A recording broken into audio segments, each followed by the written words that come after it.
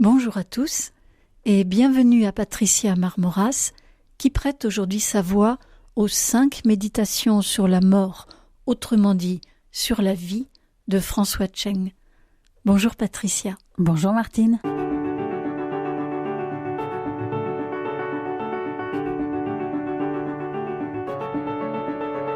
À voix haute, RCF Alsace, Martine Jacquemin.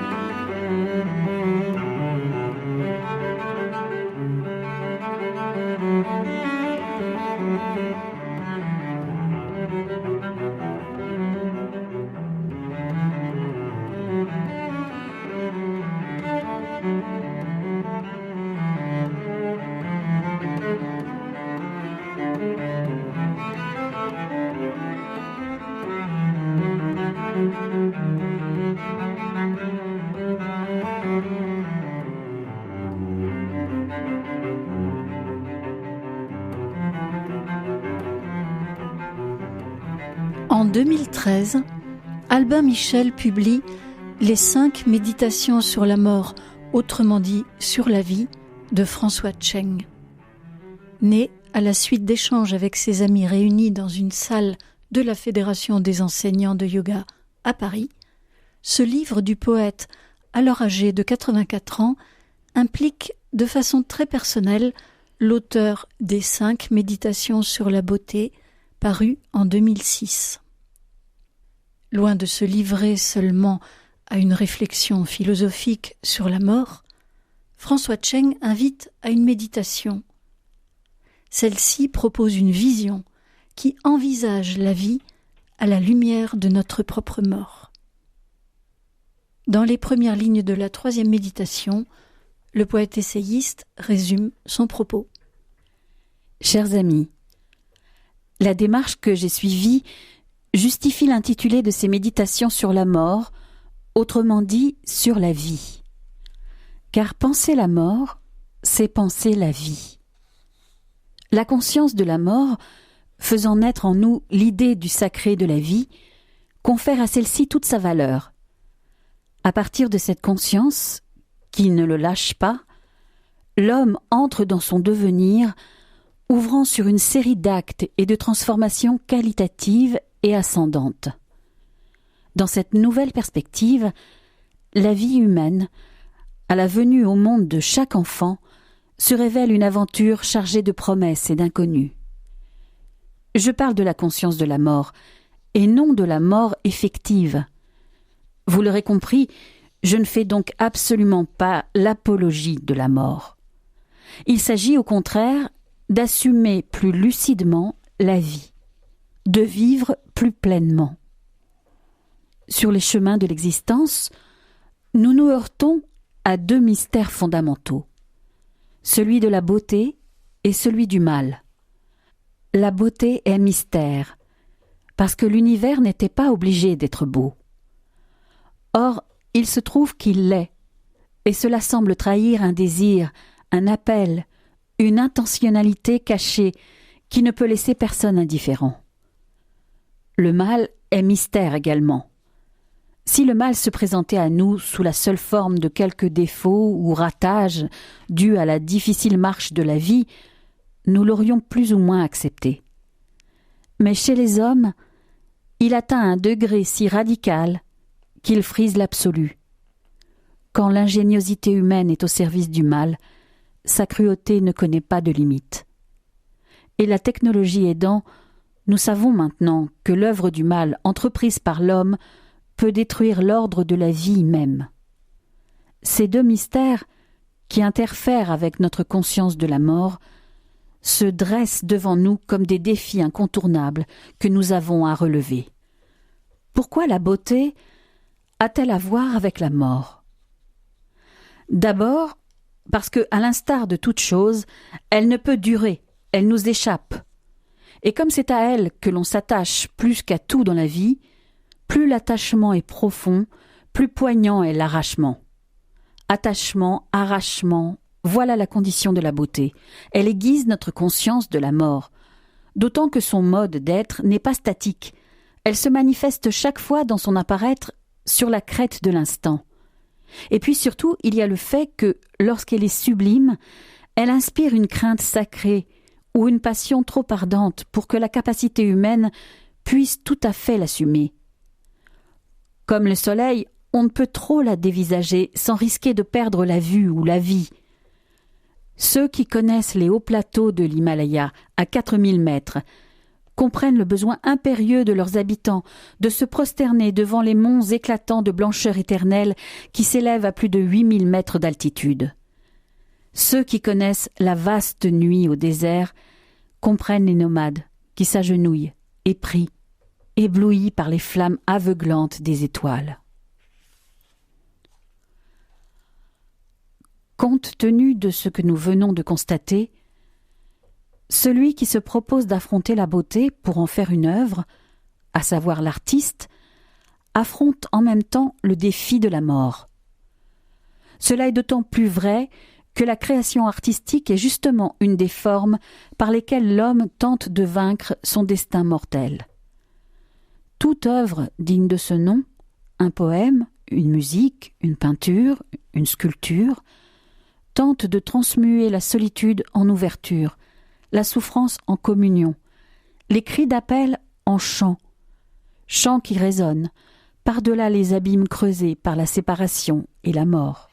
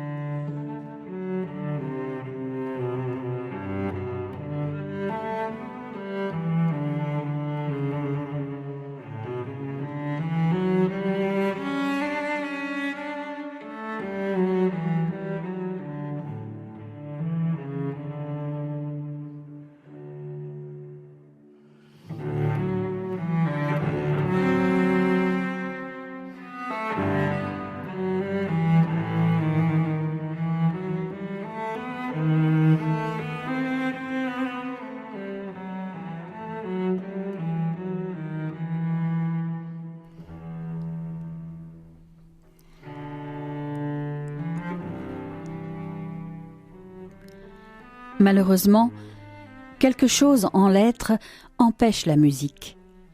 À cette faille essentielle, les hommes ont donné un nom, le mal. À propos de la beauté, nous avons vu que l'homme, doué d'intelligence et de liberté, est capable de tout pervertir.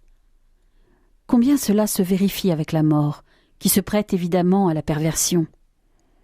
Mu par des instincts mal domptés, instinct bestial, instinct de destruction, instinct sexuel, mu par la haine ou la jalousie, par la folie de la possession ou de la domination, l'homme n'hésite pas à faire de la mort l'instrument radical au service du mal. Celui qui détient le pouvoir de vie et de mort sur autrui, quand il l'exerce, n'ôte pas seulement la vie à ses victimes. Il peut, avant de les supprimer, au moyen de la menace ou de la torture, les humilier et les avilir au point de leur enlever toute substance humaine. Il tue alors jusqu'à leur âme. Il crée un véritable néant que l'univers vivant, dans sa progression, n'avait sans doute pas prévu. Il crée comme un trou noir dans le royaume du vivant. Au XXe siècle, on a vu se déployer toute la panoplie des manières de tuer inventées par les hommes, des plus primitives aux plus sophistiquées, cela au niveau individuel comme au niveau collectif. Terrible, terrible XXe siècle, qui a effacé de son fronton la loi suprême du respect de la vie. Tu ne tueras pas est un commandement implicite, valable dans toutes les cultures. Encore gagne-t-il à être formulé à haute voix. C'est le cas de la tradition hébraïque, où ce commandement est un ordre sacré venu d'en haut. Toute société humaine est fondée sur quelques interdits fondamentaux. Le premier étant l'interdit de l'inceste. Mais « tu ne tueras pas » est le plus fondamental. À la fin du XXe siècle, on annonçait non seulement la mort de Dieu, mais aussi celle de l'homme. Pour celui qui faisait cette annonce, était-ce un simple constat ou un nouvel avertissement? Dans le second cas, on était en droit d'attendre de lui un effort pour introduire de nouvelles valeurs dans le domaine éthique. Cet apport fit défaut. La vérité est que lorsqu'est bannie toute notion de sacré, il est impossible à l'homme d'établir une vraie hiérarchie des valeurs. On peut tenter alors d'imposer de l'extérieur quelques règles, mais c'est en vain. L'âme ne les épouse pas foncièrement, car elles ne proviennent pas d'une vraie source de vie, ni ne sont alimentées par elles. Une telle volonté de dissoudre toute notion de limite procédait d'une volonté de désacralisation généralisée. C'était, je crois, une grave erreur, car un monde sans sacré est un monde de chaos. C'est pourquoi il convient de réaffirmer le sacré fondamental, celui de la vie. Et du même coup, il convient d'affirmer qu'est sacrée aussi la mort de chacun. La mort entendue une fois encore comme le fruit inaliénable de chaque destin.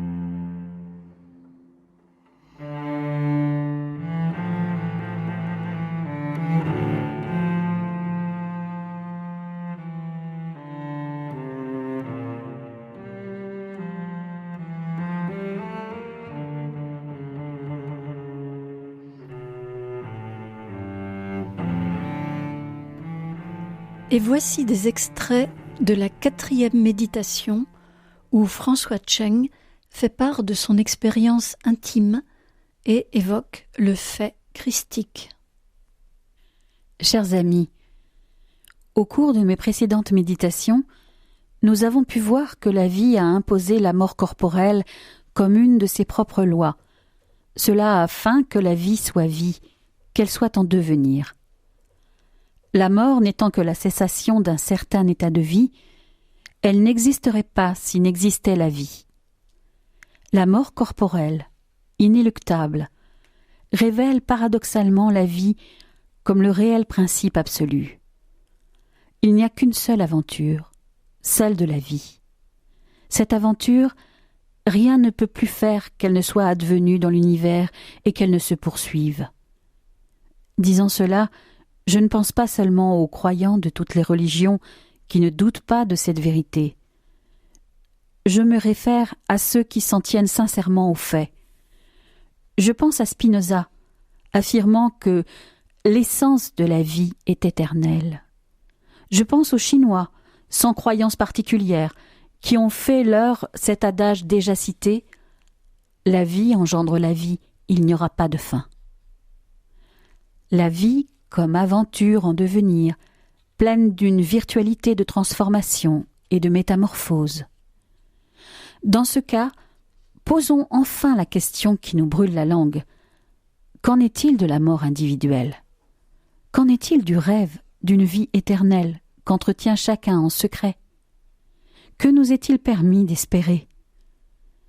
Étant devenus des êtres de langage et d'esprit, nous savons que cette interrogation ne saurait trouver de réponse du côté de notre matière corporelle, manifestement destinée à la décomposition. Faut-il se tourner alors du côté de l'âme, cette part indéniablement unique et irremplaçable de chaque être, capable d'absorber en lui les dons du corps et de l'esprit? La perspective d'une survie de l'âme est-elle concevable? À cette question, n'attendez pas de moi que je réponde par une sentence, à la manière d'un juge. Personne, d'ailleurs, ne peut le faire d'une telle façon, pour la simple raison, précisément, que la vie elle-même est une aventure en devenir. Je suis ici en méditation, non pas en cours magistral, et bien humblement, en votre compagnie, j'essaie d'avancer pas à pas en me tenant le plus près possible du vrai. J'aimerais maintenant témoigner d'un sentiment personnel, maintes fois éprouvé. Étant donné mon âge, j'ai plusieurs fois accompagné sur leur lit de mort des êtres chers, des personnes dont je connaissais intimement la voix, le regard, la sensibilité, les passions, les frémissements et les gémissements, les rires et les pleurs. Chaque fois, j'ai été saisie par le décalage qui existe entre l'être unique de la personne et le corps inerte gisant là sous mes yeux. Indéniablement, ce corps soudain immobile appartenait à un proche, à un ami, mais je savais que son être ne se réduisait pas à cela, qu'il était déjà incroyablement libéré, unifié ailleurs. Il était d'ores et déjà présent autrement, et autrement plus présent.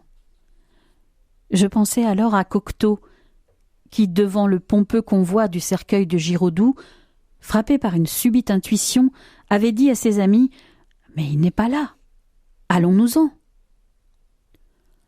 Au-delà du comique ou du tragique de notre précarité, bien au-delà, il y a le haut fait d'être, le sacré fait d'être. Rien ne peut plus faire que cet homme-là, que cette âme-là n'ait pas été. Rien ne peut plus effacer ce qui constituait son unicité. Rappelons-nous la phrase de Yankelevitch « Si la vie est éphémère, le fait d'avoir vécu une vie éphémère est un fait éternel. » Nous ne doutons pas, encore une fois, que nous sommes partie prenante d'une immense aventure, celle de la vie. Mais, à vrai dire, savons-nous exactement le rôle que nous tenons dans cette aventure cosmique?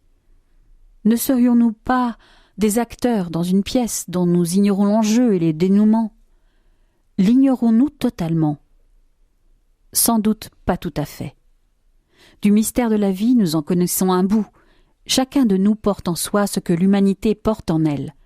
Ce qu'elle porte en elle, ce sont toutes les conditions extrêmes de la vie, le paradis comme l'enfer, la cime comme l'abîme, l'élan vers la plus haute sphère et la capacité à une cruauté sans fond, des instants de félicité divine et d'atroces souffrances causées par le mal radical. En l'humanité, toutes les aspirations frustrées et tous les désirs inachevés creusent une infinie béance que seule l'éternité peut combler. Notre vérité n'est pas dans le nivellement et l'effacement, elle est dans la transmutation et la transfiguration.